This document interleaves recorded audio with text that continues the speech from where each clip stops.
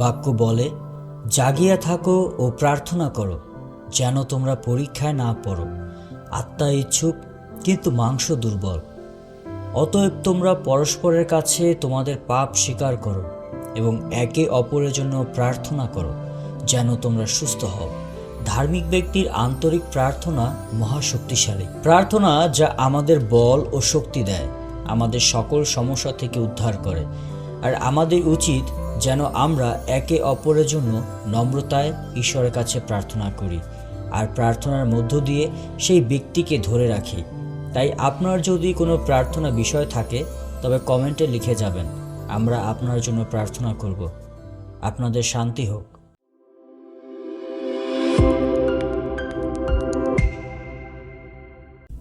সমস্ত জাতি সদাপ্রভুর প্রশংসা করো, সমস্ত লোকবৃন্দ তাহার সংকীর্তন করো, কেননা আমাদের উপরে তাহার দয়া মহৎ ও সদাপ্রভুর সত্য অনন্তকাল স্থায়ী। তোমরা সদাপ্রভুর প্রশংসা করো, সদাপ্রভুর স্তব করো, কেননা তিনি মঙ্গলময়, তাহার দয়া অনন্তকাল স্থায়ী। ইসরায়েল বলুক, তাহার দয়া অনন্তকাল স্থায়ী।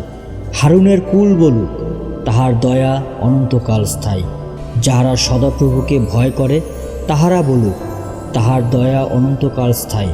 আমি সংকটের মধ্য হইতে সদাপ্রভুকে ডাকিলাম, সদাপ্রভু আমাকে উত্তর দিয়া প্রশস্ত স্থানে আনিলেন। সদাপ্রভু আমার সপক্ষ, আমি ভয় করিব না। মনুষ্য আমার কি করিতে পারে? সদাপ্রভু আমার সপক্ষ, আমার সহায়দের মধ্যবর্তী। তাই আমি আপন বিদ্বেষীদের দশা দেখিব।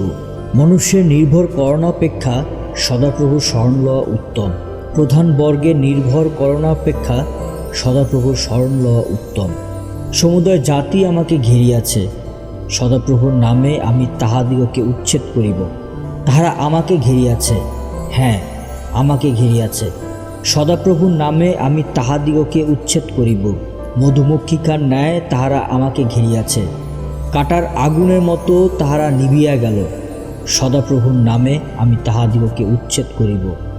তুমি আমাকে ফেলিয়া দিবার জন্য ধাক্কা মারিয়াছ, কিন্তু সদাপ্রভু আমার সাহায্য করিলেন। সদাপ্রভু আমার বল ও গান, আর তিনি আমার পরিত্রাণ হইয়াছেন। ধার্মিকগণের তাম্বুতে আনন্দের ও পরিত্রাণের ধ্বনি হইতেছে। সদাপ্রভুর দক্ষিণ হস্ত বিক্রম সাধক, সদাপ্রভুর দক্ষিণ হস্ত উন্নত। সদাপ্রভুর দক্ষিণ হস্ত বিক্রম সাধক। আমি মরিব না, কিন্তু জীবিত থাকিব, আর সদাপ্রভুর কর্মসকল বর্ণনা করিব। সদাপ্রভু আমাকে ভারী শাস্তি দিয়াছেন, কিন্তু মৃত্যুর হস্তে সমর্পণ করেন নাই।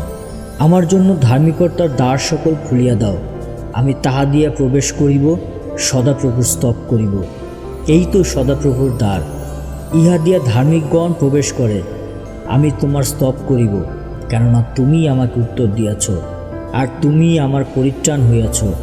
গাথকেরা যে প্রস্তর অগ্রাহ্য করিয়াছে, তাহা কোণের প্রধান প্রস্তর হইয়া উঠিল। ইহা সদাপ্রভু হইতে হইয়াছে, ইহা আমাদের দৃষ্টিতে অদ্ভুত।